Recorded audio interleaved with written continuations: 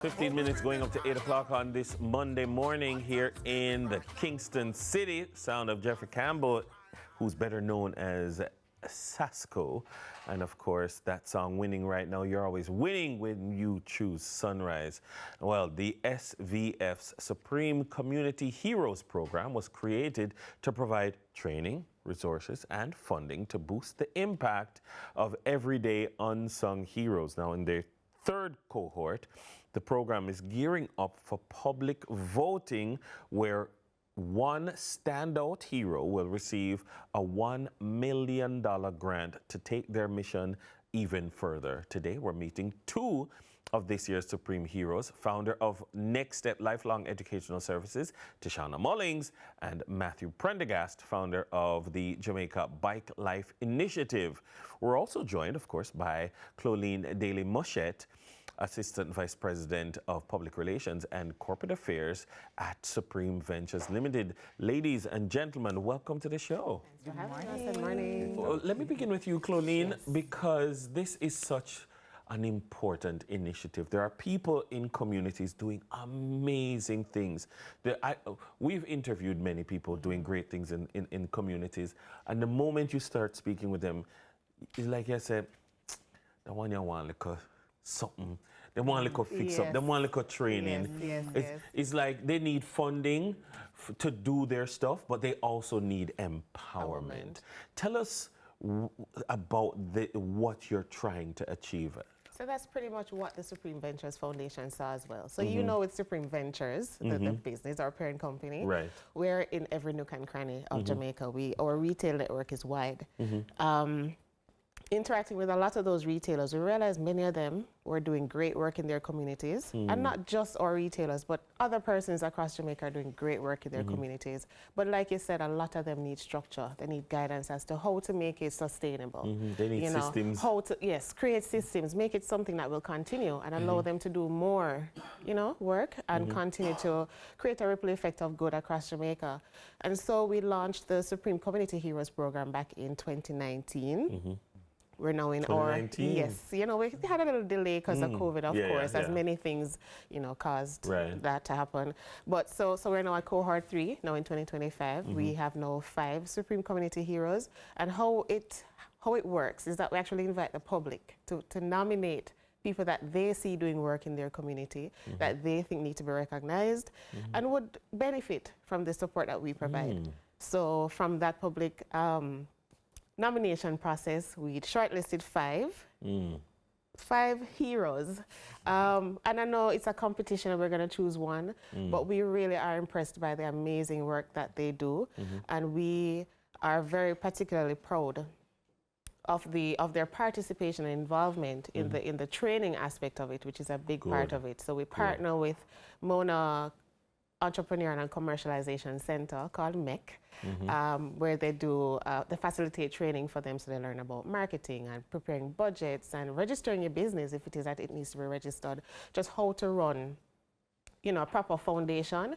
And so from there, we then go into the community program aspect of it, where we provide a grant, they do a community project, and then eventually we will invite Jamaica to once again vote for who they choose, so not us, but who they choose as the ultimate Supreme Community Hero. All right. Tishana, I often describe you as a social entrepreneur. Yes. You have different projects that you work on, but they're all geared towards delivering social good. Yes. How has this improved you, just being a part of the program and a part of the process improved you as a social entrepreneur? Right. So 10% of social enterprises in Jamaica don't scale beyond the founder's capacity. And I know this because at Next Step Educational Services, we're a training and social consulting company, social and impact consulting company. Right. So we ourselves do a lot of the work to help other social enterprises. But we, as a social enterprise, starting from the grassroots and learning the whole world of social entrepreneurship, also need help to build capacity. So it goes beyond me, the founder. So what this has helped me to do is focus on impact measurement, making sure that there's a solid business base, because so many times we get so caught up in the passion of the work and the giving back and the little geniuses and the communities that I'm working in, that I forget to make sure that financially the capacity is firm, that you're in terms of tax, you're compliant. So with the training from MEC, we were able to make sure that we're covering all of those grounds. And then with the funding can never be too enough for impact work. And a lot of people in their nook and crannies doing their work as schooling referred to, they're under-resourced and sometimes not connected to the different sources of support. So we have been able to focus on not just the passion work, but to make sure that we are building a firm foundation in terms of the business side. So because passion and profit, they don't have to be separate. The sweet spot is where both of them meet. And that's what I've been able to strengthen through this program. Tell me, Matthew, from the moment I heard about this initiative, when I was preparing for this conversation, I said, I just want to understand what it's about. Like, tell us about the Jamaica Bike Life initiative itself. Well, in solely just what the name explains, Jamaica Bike Life. It's our way of taking something that we love as a hobby and creating a way of life through it, which is from the bike to the bicycle, the motorcycle to the bicycle, right? And I am an established stunt rider, as they would say. You know, okay. That's how I started out, just by riding. And it forced me to observe the world in a different light as far as how I can contribute to my community. So seeing how stunting could be applied to what we do, right? we in turn turn it to a craft and teach youths how to maneuver themselves this way. Whether it be physically, professionally, you know, to be involved in the world of motorcycles globally.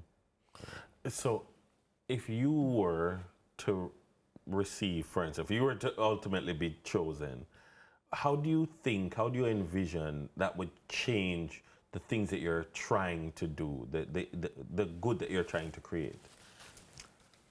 Well, to be honest, over time we have realized how much of a contribution we have been to the economy on a whole. So being able to make Jamaica Bike Life more sustainable is something I think about, you know. Even right down to data collection and things like that to improve on policies and things like that, things surrounding bikers, you know, is where my meditation is. How can we really create change? You know, grassroots, just like Tish, you know, we start with hands on the ground, so we know that style. But that's why I like to hear her talk, 'cause she progressed to this level where she understands people need support. If them can get this kind of strength, they in turn can be contribution. And we really want you to drop a Westmoreland and Hanover, where we see some like careless well, bike make riding. I show you something. Jamaica Bike Life. It's not Kingston. That's It's right. not just Westmoreland. It's not just Ochi, Montego Bay. We're connected nationwide. And the whole purpose of it was to know that we have this talent and know that there's a world that exists and present ourselves to it, to be a part of it. Right. You know? Yeah, I also wanted to say that's one of the great things about this program, because we get to interact with each other. Definitely. So Matthew has a lot of reach on the ground. He has a lot of reach on social media, helping a lot of young men. I have the knowledge in terms of understanding SROI, which is social return on investment. Like, how do we equate the social value of what he's doing with these young men in the community to economic value? And this is something that they're trying to figure out on a national stage. We can prove this. Yeah. We can show this because we have spent time. You know, we have spent time. We have seen the progress before Jamaica Bike Life, seen how we actually elevate industries from creating more motorcycle spaces, shops that selling bikes, more advertising, more media, more marketing, more everything. Artists travel to Jamaica just to shoot with our bikers now. But we have to Love that. document and elevate that. Yes. Pauline, final question goes to you. How might persons, A, vote, like what's the voting process, and B, how can they learn more? Because they're interested in these Yes. two. How can they learn more about our amazing Supreme Heroes who make me very proud of the program. They can follow the journey of our heroes on our Instagram page at Supreme Ventures Foundation or on at Supreme Ventures page. We also have a website, svfoundation.com, and voting starts in September, so we're giving a little time, but voting starts in September. Well, you'll be able to visit our page or our website or Instagram page to place your vote for your selected hero. Love that. And so follow them on social media and stay tuned. It's so important that, you know, they're taking the proceeds from the business side of things and now contributing in terms of good corporate social responsibility to people who are having ripple effects in communities across the country. A big thank you to Tashana Mullings, Matthew Prendergast, and of course the one and only Claudine Daly-Mouchette from Supreme Ventures team for sharing their amazing work being done through the Supreme Community Heroes program. Sunrise is going to be right back in just a moment.